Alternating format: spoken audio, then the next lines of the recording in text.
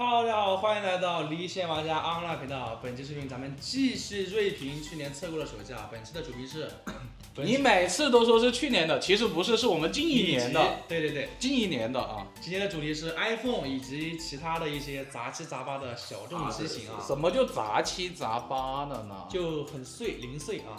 反正就是没有比较小众。对，小众一点的吧。那我们先来 iPhone 吧，最新的就是这个 iPhone Air 了啊。最近也是迎来了降价，我觉得降价之后呢，我可以给到一个人上人啊。这个机器怎么都给不到顶级吧？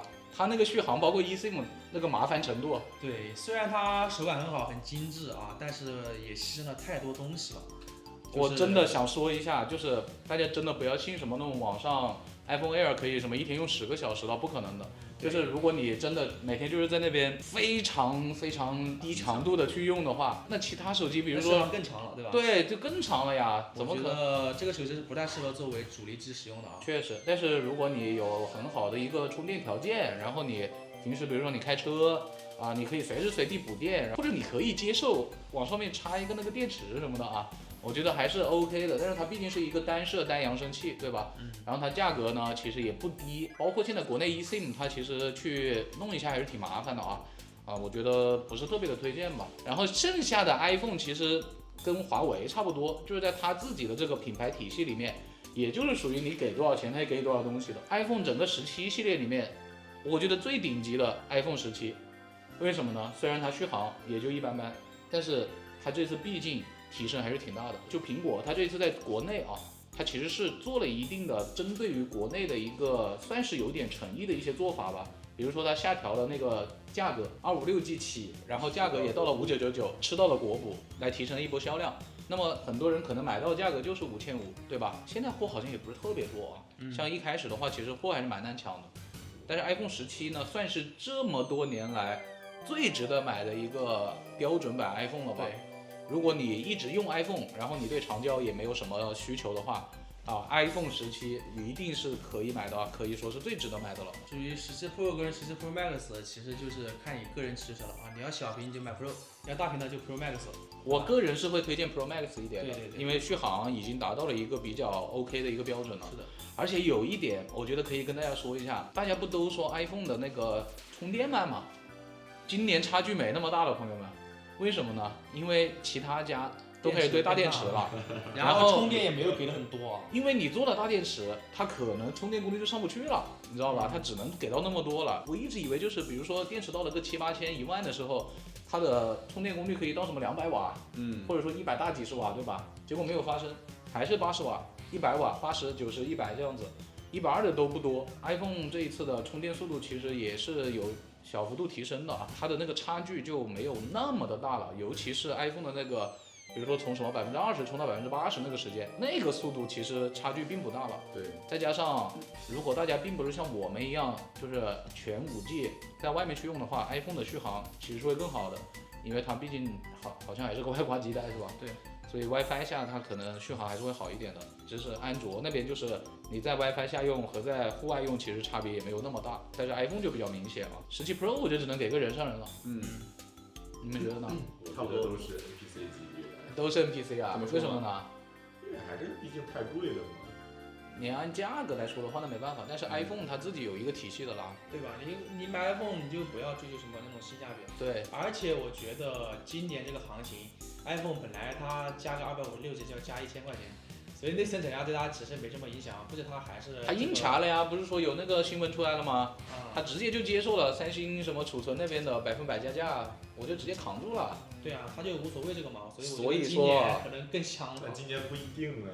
所以说做高端是有用的，知道吗，朋友们？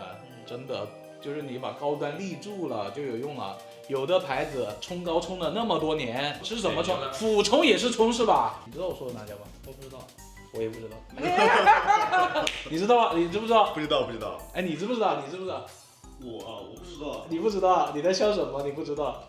俯冲也是冲，朋友们。那接下来就是 iPhone 16系列啊。这个16亿。我首先想说一下，朋友们，今年其实还出了一个17亿，只是最近出的机器比较少，我们还没有想好就是跟谁去打啊。而且那个机器啊，去年就是借的，今年的话不是很想测。是拉完要么借，要么就等它降价了再说吧。对感觉这个机器买来就要亏好多钱啊。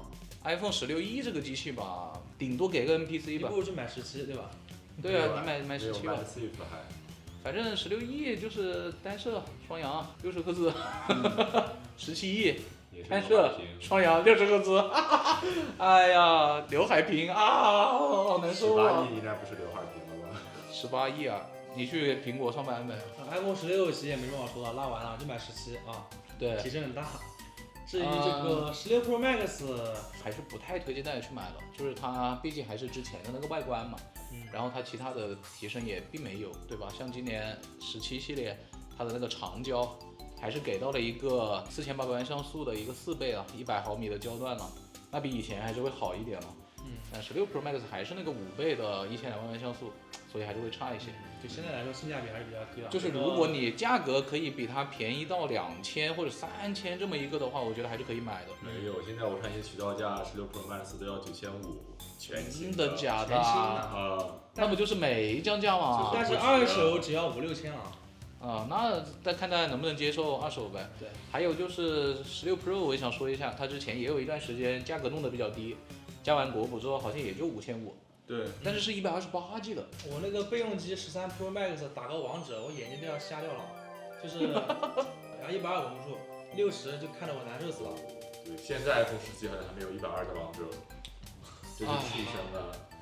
反正 iPhone 它游戏也只能开那么高，然后我们每次测它的时候，其实负载都会比一般的我们那种性能好一点的机器要低一点的，然后它的续航也就是那么一个水平。拍视频其实还可以了，就是它拍出来的画面感觉会比较自然一点，但是画质说不上很好。对，那 iPhone 说完了，我操，我有点期待接下来这种杂七杂八的 others 啊，应该有很多品牌吧，来看一下。来看一下吧。其他的这个里面，魅族最多啊，魅族最多。魅族、魅蓝，好吧，然后我们来说一下魅族吧。魅族已经差不多就寄了，就是这么一个情况了，对吧？对。然后它的产品呢，我感觉最多我们都只能给到人上人，给得到人上人吗？你们觉得哪个可以给到人上人？我觉得魅族21还可以吧，有白面版，而且它很便宜啊，2也有1000出头。现在没有新机了，现在没有新机了，二手这个价格啊。所以呢，魅族的产品的话，我们排其实意义不大了，好吧？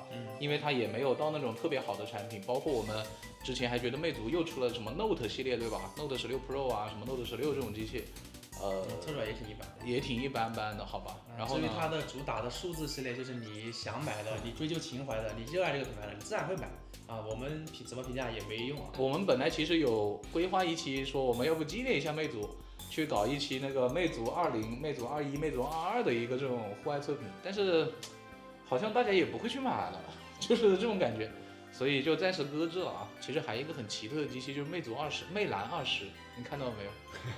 就是它跟红米的那个什么14C 吧，还是什么？哎呀，那个就我记得是当时多少店来着，就一下子掉光了。去了一个风景很好的地方，就是没有拍上什么照，就拿了2个那种拍照非常差的手机去，每次都这样，很烦啊。然后它现在我看你们统计的二手的价格365，那确实是便宜了。就是你只要买个手机的话，那个手机确实还可以。为什么？因为它支持5G，朋友们，它是支持5G 的。当时红米是不支持5G 的，所以我觉得魅族这个魅蓝20，你能淘的话，做一个什么工作机啊，或者你只是需要一个手机的话，6+128，300多块钱，没什么好说的，对吧？虽然也是二手的，在户外完全看不清。就是摆在家里用的。哎呀，谁跟你聊户外了，真的是。再看一下三星，好吧，三星是第二多的。我们其实一共也只测了三星的3台机器啊。有一台是台版的25U，对，港版。台版的 S25 Ultra， 其实那台机器的表现，续航一般，然后导航特别强，然后其实它的续航对于它那个5000电池来说算好的了，算可以。但是没办法，它就那么多的电池，就也一般。但是 S26 Ultra 其实对比 S25 Ultra 其实提升几乎可以说没有吧。我们其实也做了一期 S26 Ultra， 但是那一期大家懂的，对吧？然后呢，其实还好了，三星那边也没有说什么一定要我们怎么样啊。这个 S25 Ultra 呢，给了个什么呢 ？NPC 吧 ，NPC 吧，我也觉得 NPC 哈。S25 Edge 呢？有点想拉完了。拉完了。拉完了。拉完了是，那你们都拉完了，那我也拉完了吧？这个机器其实最开始的时候，我又摸到它的真机啊，然后我觉得手感是蛮不错的。然后呢不，错吗？手感是蛮不错的。真的垃圾啊，那手感比。较那个手感在 Air 里面算差的，好不好？不，当时它是第一批，也是第一个做这种超薄手机的。当时什么 Air 啊，各种 Air 都没有出来的。第一个做咋了？别人做的比较我好。就摸完之后，我发现，就是相比正常的一些手机来说，是手感要轻薄一些，然后，也比较舒服吧。但是这个续航确实我真的不敢多恭维了，哪里舒服了？我觉得手感不舒服啊，它就是比较硌手啊。 5000块钱，我真的买个 Ultra。它太方正了，而且它也挺宽的。当时我看的时候，价格应该卖到7000左右吧。它现在这个价格的话，完全是可以去买荣耀的那个卖这个8 Pro Air Pro 嘛，对吧？完全可以去买那个机器啊，各方面都好多了。拉完了。我给 MPC 好吧，我给 MPC，我觉得它开创了。三星 S25呢？也我没什么印象了。拉是挺拉的吧？其实我说实话，就三星所有的手机在我这儿都是拉完的。就虽然我们曾经之前好像我曾经有一整套三星的设备啊，而且我特别多三星手机，就是我感觉也就是当年那个火龙88时代那个 S21 Ultra 表现还不错，然后后来感觉也就很一般了，就是脱离了三星之后啊，发现外面根本就没有雨啊。但是三星 S25当时我们测的时候，它的续航表现是蛮不错的，都是比另外两台有一些这个。可是你刚说的是续航还挺不错的，我没说续航呀。你说的是续航，啊，我操，那就是你要说的是导航。导航的是我口误了。我听懵了，我听懵了，我说续航哪里好了？什么意思啊？我听不懂。那就是三星 S25，它这个导航呢，无论是这个步行轨迹还是这个路线的规划，都是比当时我们测的另外两台，应该是苹果吧，要稍微好一点点的。iPhone 跟华为嘛。对，就是还是可以的这个导航方面，其他的就有点拉了。其实它性能释放也还可以。有吗？我觉得还可以啊。它什么金铲铲那些什么120都可以开，还可以，还蛮好的，其他都开不了啊。最多给到一个什么人上人啊？我给不到人上人，我只能给全都 NPC 是吧？至少就是上线 NPC，下线拉完了。然后再聊一下那个吧，摩托罗拉 X70 Air Pro。这个机器我就想讲一下，拍照真的太难看了。我先问一个问题啊，这个随身卖掉了吗？卖掉了，卖掉了，终于卖掉了。这个就是年前就开始挂，然后就是别人都是什么。买了之后再取消订单，买了这个取消订单，我挂了几个星期都没卖掉，这手机根本就没人买。然后他定价也很自信啊，用一个什么垃圾处理器，然后卖4、5千块钱。8500，我是8500卖4500，而且他那个系统也是一坨打粪，我觉得。我记得当时我们有一个拉爆了，有个弹窗嘛，出来什么，反正确认还是取消。那个弹窗像安卓6.0那种感觉，就是非常的复古，就特别的原生。对，然后包括它里面设置什么东西，就是感觉完全没有优化过吧，就是找了很费劲啊。然后它的亮度呢，这个策略也非常低啊。就是跟大家说一下那个系统一个什么感觉呢？就是你喜欢原生安卓，我觉得你都不要去买，系统里面的 bug 实在是有点太多了。我感觉原生安卓应该都没有那么多 bug，而且手感也很一般，手感非常的普通。它后盖其实是有点类似那种叫什么，有点像那种又像布料，然后有点像那种素皮的感觉。而且它中框很突出，我记得就像以前的那种手机。对，反正这个手机它还一点，它的拍照啊太难看了，真的。但是说一点啊，说个题外话，就是包装盒里面不知道是不是特殊处理过，它那个充电头好像喷过香水，就特别的香啊。然后我在网上查，就是好像基本上摩托罗拉的手机，他们的包装盒里面什么配件那种线呀、充电头什么的，都会有这种香味啊。因为当时以为是什么我的香水漏了，其实并不是，就它盒里面是有香水味的。我说没有香水，因为当时我那个盒子放床头嘛，然后就闻到这个味道。一般直男不爱喷香水。所以给它拉爆了。PB 你，拉完了吧？这个机器真拉完了。拉爆了，拉爆了，缺点太多了啊。红魔11 Pro 加。哎，你用的吧，对不对？我觉得我可以给个人上人吧。我觉得也可以给人上人，因为它其实造型确实很奇特，然后它又是正面是屏下摄像头。然后作为一个游戏手机呢，确实现在也没有什么，就是正儿八经的游戏品牌游戏手机也没有什么可选的。其实我觉得给到顶也不是不可以，主要是什么？当时它在游戏手机里面，我觉得可以给到顶，对，可以给到顶，但还是有点贵啊。反正最经典的一个场景就是当时只剩20%多的电了，然后当时你是几乎是所有是全开。然后隔了一会儿就跟我说25了、23了、20的电就没了。对，掉电很快，但是它也不降亮度。对，它什么都不降，它就是给你拉满，烫了一逼，然后只会燃烧自己。就是14度的环境温度，它那个手机可以像夏天，就是我们什么刷完5分钟微博之后那个热量啊，就是你一碰就要拿走的那种啊。然后再一个呢，它这个风扇啊，就是明显比其他这种有风扇的手机，那个转速和风量来的大嘞。就是当时我半夜的呢，哇，就那种呜呜的声音在吹它啊。好像是做那个内部搞了个直驱，好像它风是手机上直接这样横着一条吹过去的。应该它那个效是这样子率比较高。对对对，反正就是进风量很大的。你们要买游戏手机的话，我看你自己对游戏是一个什么需求吧。反正我是觉得这个机器，除了游戏方面，好像别的地方就只有导航好，对吧？其他的部分，然后就是它的那个很酷炫的 ID 设计啊。对，然后前后纯屏，对吧？这一点也是可以说一下的。赛博。然后拍照拉的不行，拍照真的跟摩托坐一桌，对，可能更差都有可能，摩托还有长焦呢。如果你要求没那么高，买 iQOO 15真的还可以。 5000多的。iQOO 15哪里5000多啊3000多。？iQOO 15不是15 Ultra，iQOO 啊15，你要不买个荣耀 Win 呢？对吧？荣耀 Win 表现其实也不错了，对吧？对。它最后是2台小手机奇形怪状的手机。哎，K25 拉完了。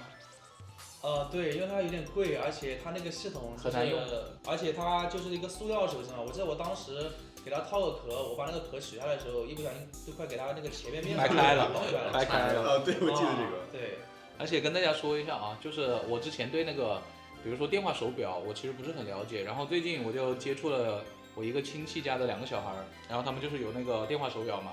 其实电话手表蛮强的，流畅是吧？其实很流畅的。然后呢，它也有拍照，你知道吧？嗯。而且它有一些设计其实还蛮好的。而且你要说它续航吧，如果你只是在那个上面就是用一用上面那些功能的话，其实它真的1-2天充次电是没问题的。所以我就觉得多清这种手机呢，很多可能学校里面还是不准带，因为它毕竟还是手机。然后呢，它这个价格其实也到了一个这种你可以买到一些正常的手机了。我就觉得你要么给他买个正常的手机，要么去买个电话手表。电话手表毕竟还是方便很多的。给到拉完了吧？拉完了吧？这就是早早下班是吧？那就是那一天是拍的最短的。半天下班。然后南湖 N-1，我们好像没有卖吧？没卖，我们这里留着。其实，在这个小手机里面买的玩玩是真还可以的。对。然后它价格反正就是这么600-700块钱，大家去淘一下，可能更低啊。然后这个手机好像今年是要出第2代的，而且特别搞笑，我们当时发完那个视频之后，那个南湖的官方就关注我们了。当时其实网上没有很多的做这个南湖 N-1的内容的，所以我们当时突然发现有这么个机器，我们就买了一下。其实我们现在也还留着，有的时候偶尔拿出来玩一下吧。但是那个机器的话，确实就相当于一个正常手机的缩小版啊。然后体验呢，只能说一般吧，会比那些手机可能还要稍微差一点。然后发热挺大的。对。然后续航也没有到特别好，但是比多清还是好很多。就你可以买来玩玩啊。买来玩玩吧，然后看今年它的第2代会怎么样吧。给个人上人吧。我觉得可以给个人上人的，在这个品类里面，我觉得还是要支持一下的，好吧？对。那差不多就是这些手机啦，我们这个系列也就拍到这里结束了。盘了一下过去1年，就是我们在我们的户外测评里面是测过的一些机器嘛，肯定还是有一些漏掉的啊。但是那些机器，可能一方面是我们自己不太感兴趣。然后另外一方面呢，可能是在我们光看配置表的时候，我们都已经觉得那个机器没什么很大的意义了啊。对。或者有一些比较的萌的，其实努比亚呢，我们是有想过要测的，但是那个手机我感觉它跟其他的很多主流的品牌呢，竞争力还是稍微低了一点的。因为它机器卖的也不是很便宜。好的，那么以上就是本期视频的全部内容了。大家如果喜欢我们的视频，不要忘记了一键30加关注，更多精彩视频请继续关注离线玩家。online，我们下期视频再见，拜拜。